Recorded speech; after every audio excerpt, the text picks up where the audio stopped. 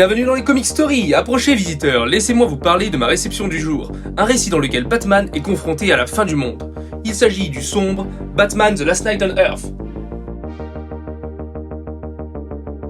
Pour apprécier au maximum ce comics et ses nombreuses surprises, mieux vaut éviter les spoilers. Donc pour faire simple, ce comics met en scène Batman qui se retrouve à errer dans un monde post-apocalyptique, en quête de réponse à propos de la fin du monde et avec pour seul partenaire la tête parlante du Joker contenue dans une lanterne.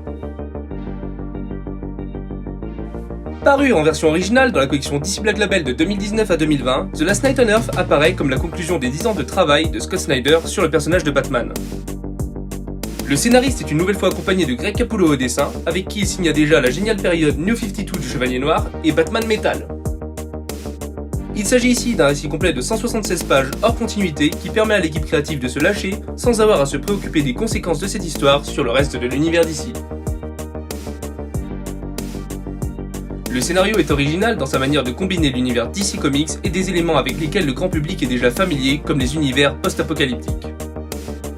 L'histoire s'inspire et rend très clairement hommage à des œuvres comme Mad Max, Old Man Logan ou l'excellent Moon Knight de Jeff Lemire.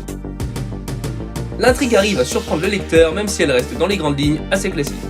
Là où The Last Knight on Earth se démarque et surprend beaucoup, c'est sur son univers, et surtout sur l'adaptation des personnages de DC Comics à un monde post-apocalyptique. On prend alors beaucoup de plaisir à découvrir ce que sont devenues les figures emblématiques de DC après la fin du monde. La plus grande réussite du scénario est à mon sens le Joker, ou du moins ce qu'il en reste.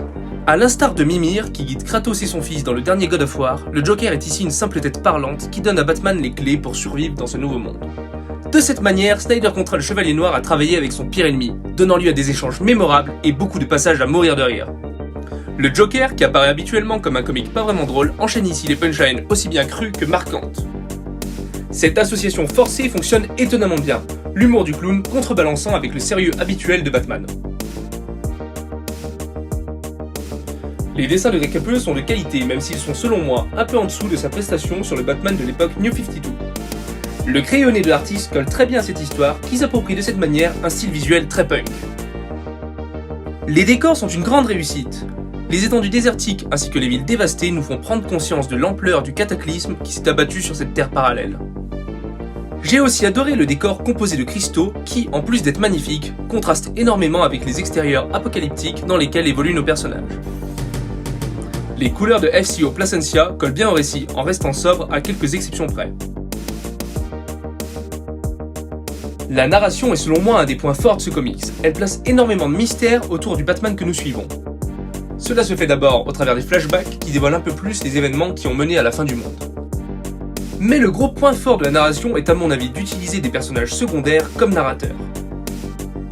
Dans The Last Knight on Earth, ce n'est pas Batman qui nous raconte l'histoire, mais en grande partie Alfred et le Joker.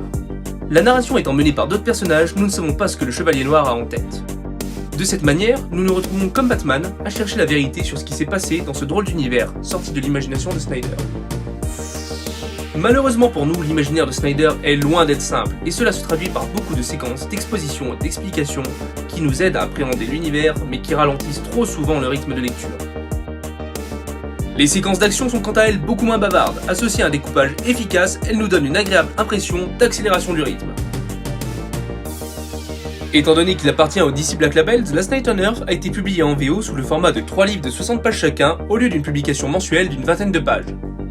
J'ai donc trouvé curieux le choix de Snyder de redécouper l'histoire en 9 chapitres à l'intérieur de ces 3 livres, bien que cela n'ait finalement aucune incidence sur le récit. The Last Knight on Earth est un comics d'actualité. L'histoire est basée sur une interrogation simple. Qu'est-ce qui pourrait causer la fin de notre monde? Elle oppose l'idéalisme de la jeunesse au cynisme de la vieillesse. Elle nous parle même de la remise en question du système et nous amène à nous interroger sur les solutions qu'a l'humanité pour sortir des crises dans lesquelles elle est plongée. Plus qu'une uchronie, The Last Knight on Earth est un comics qui nous fait songer à l'avenir.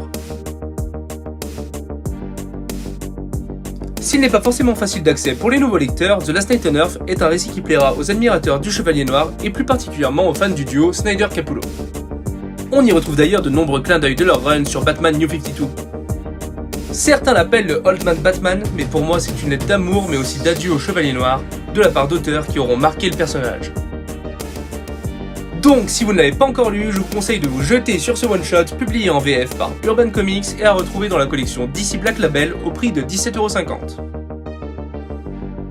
J'espère que vous avez apprécié cette nouvelle critique comics. N'hésitez pas à me donner votre avis dans les commentaires et à vous abonner si elle vous a plu. A très bientôt, visiteurs!